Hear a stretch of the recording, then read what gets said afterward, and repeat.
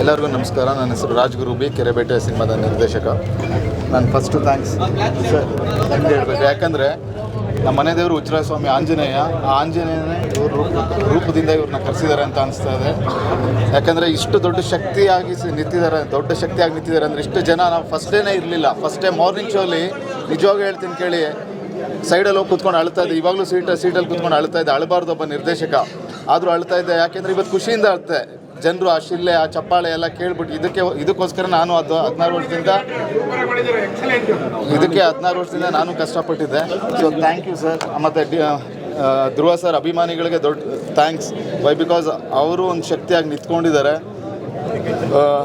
Cinema ನೋಡಿ, ಯಾಕೆಂದರೆ ನೋಡಿ, ಕೆಟ್ಟ ಸಿನಿಮಾ ಮಾಡಿಲ್ಲ. ಕೆಟ್ಟ ಸಿನಿಮಾ ಮಾಡಿದವ್ರಿಗೆ ಬೈರಿ. ನಾನು ಆವಾಗಲೇ ಒಂದು ಹೇಳಿದ್ದೆ ಮೈಕಲ್ಲಿ, ಕೆಟ್ಟ ಸಿನಿಮಾ ಮಾಡಿದರೆ ಬಂದ್ಬಿಟ್ಟು ಕೆನ್ನೆಗೆ ಹೊಡೀರಿ, ಗೇಟ್ ಹತ್ರ ನಿಂತಿರ್ತೀನಿ ಅಂತ. ಒಳ್ಳೆ ಸಿನಿಮಾ ಮಾಡಿದ್ದೀನಿ, ಒಳ್ಳೆ ಸಿನಿಮಾ ಮಾಡಿದ್ರೆ ಶೇಕ್ ಹ್ಯಾಂಡ್ ಮಾಡಿ ಅಂತ ಹೇಳಿದ್ದೆ. ನೋಡ್ತೀನಿ ಎಷ್ಟು ಜನ ಶೇಕ್ ಹ್ಯಾಂಡ್ ಮಾಡ್ತೀರಿ ಅಂತ. ದಯವಿಟ್ಟು ಈ ಶೇಕ್ ಹ್ಯಾಂಡು ಎಲ್ಲಿವರೆಗೂ ಹೋಗ್ಬೇಕಂದ್ರೆ ಎಲ್ಲ ಇಡೀ ಕರ್ನಾಟಕ ಜನತೆ ಕೈ ಶೇಕ್ ಹ್ಯಾಂಡ್ ಆಗಬೇಕು. Thank you. ಸಿನಿಮಾ ನೋಡಿ.